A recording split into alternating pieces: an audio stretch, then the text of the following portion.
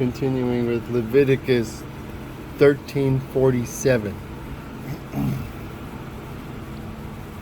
The garment also in which is the plague of zarat, whether it be a woolen garment or a linen garment, whether it be the warp or a woof of linen or of woolen, whether in a skin or in anything made of skin. And if the plague be greenish or reddish in the garment or in the skin, either in the warp or in the woof or in anything of skin, it is a plague of zarat, and it shall be shown to the priest. And the priest shall look at the plague and shut up that which has the plague 7 days. And he shall look at the plague on the 7th day. And if the plague be spread in the garment, either in the warp or in the woof or in the skin or in any work that is made of skin, the plague is a malignant zarat. It is unclean. He shall therefore burn that garment, whether warp or woof, in a woolen or in a linen or anything of skin wherein the plague is, for it is a malignant zarat.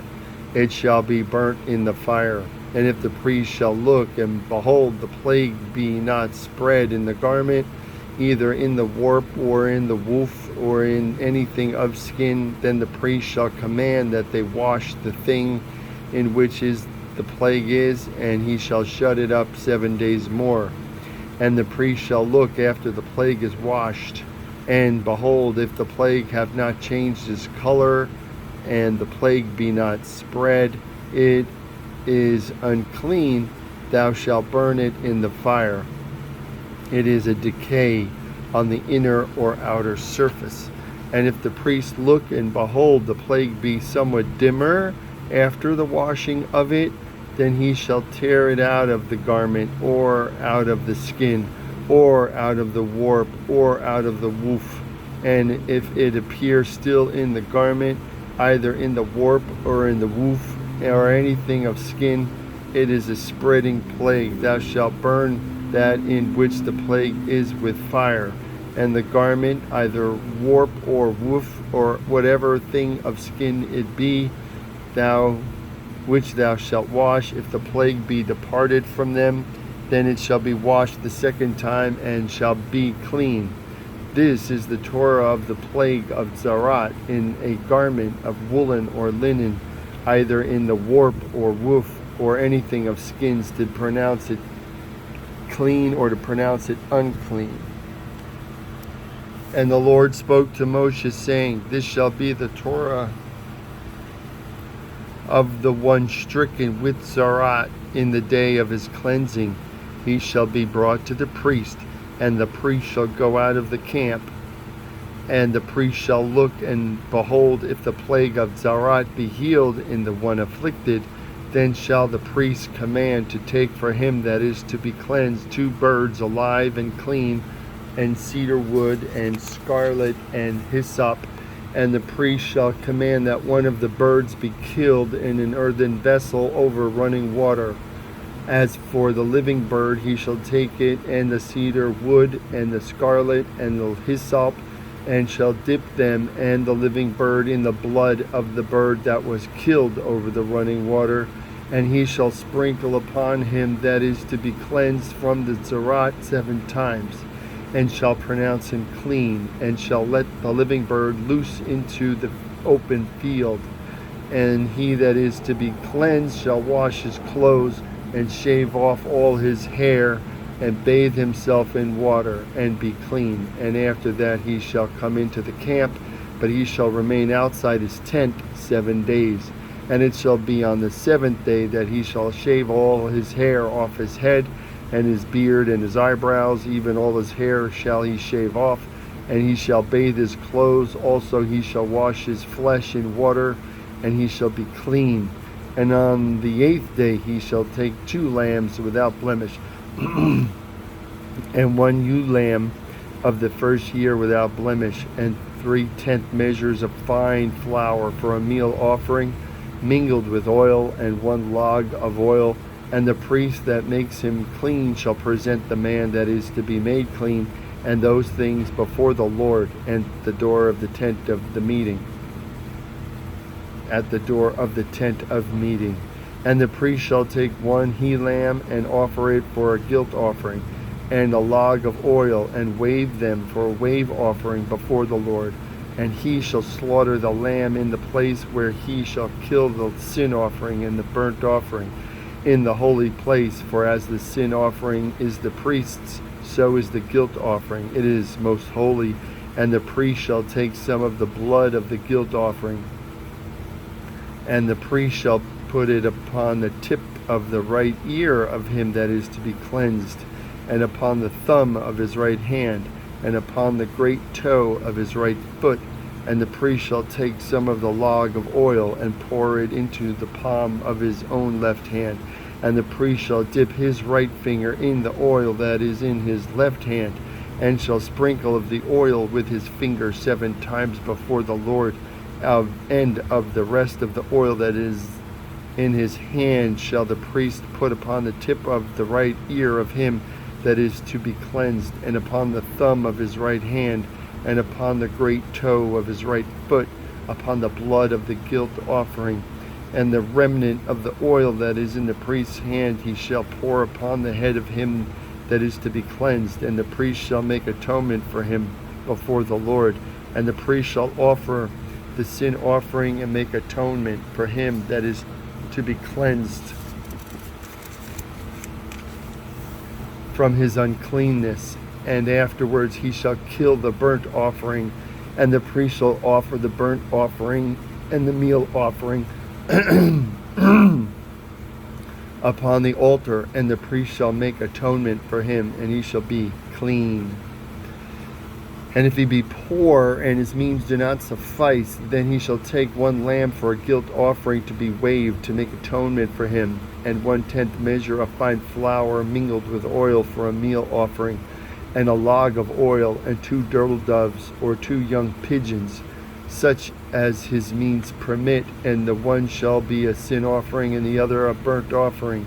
And he shall bring them on the 8th day for his cleansing to the priest, to the door of the tent of meeting before the Lord. And the priest shall take the lambs of the guilt offering and the log of oil, and the priest shall wave them for a wave offering before the Lord. And he shall kill the lamb of the guilt offering. And the priest shall take some of the blood of the guilt offering, and put it upon the tip of the right ear of him that is to be cleansed, and upon the thumb of his right hand, and upon the great toe of his right foot.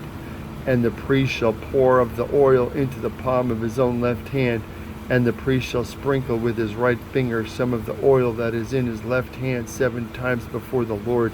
And the priest shall put of the oil that is in his hand upon the tip of the right ear of him that is to be cleansed, and upon the thumb of his right hand, and upon the great toe of his right foot, upon the place of the blood of the guilt offering.